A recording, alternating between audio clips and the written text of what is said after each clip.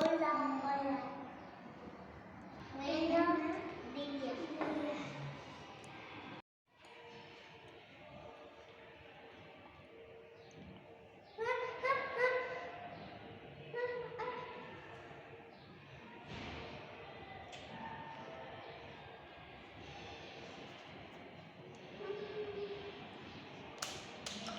Nosotros, sus amigos.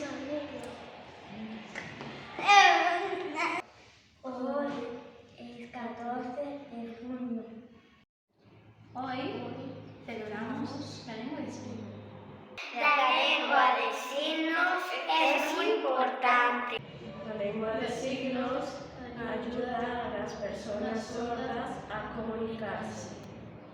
En este colegio aprendemos lengua de signos.